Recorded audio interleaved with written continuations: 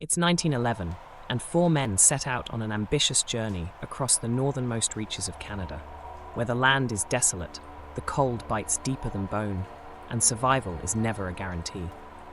Their mission was clear: to chart an unmarked region of frozen mountains, glaciers, and tundra, and to gather data that would push back the boundaries of human knowledge. By dog sled, they ventured into the Arctic abyss, leaving behind civilization and stepping into absolute isolation. Days turned into weeks. The team pushed further than anyone had before, over ice fields that groaned like thunder, through snowstorms that blinded and disoriented. Despite the risk, and there was plenty, the expedition seemed to be going well enough. They even sent notes via courier sled to stations further south, detailing their progress. But one day, their dispatches stopped.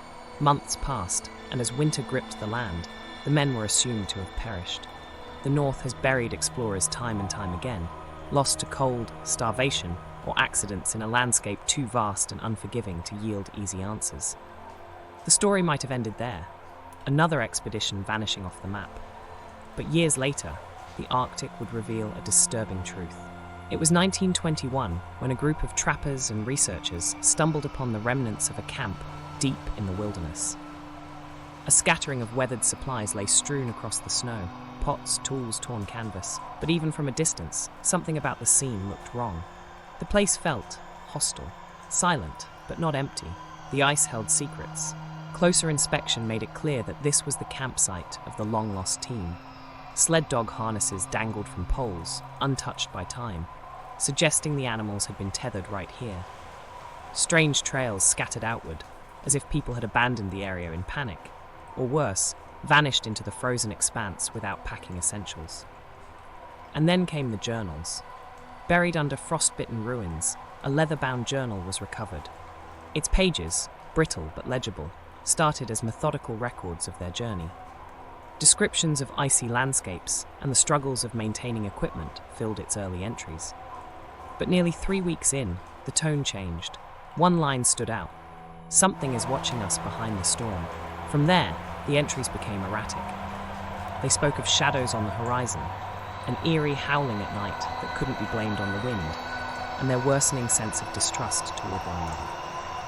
"We are not alone," was scrawled again and again. Messy, desperate scratches cutting across later pages until the journal abruptly ended. Of the four men, there was no trace, no bodies.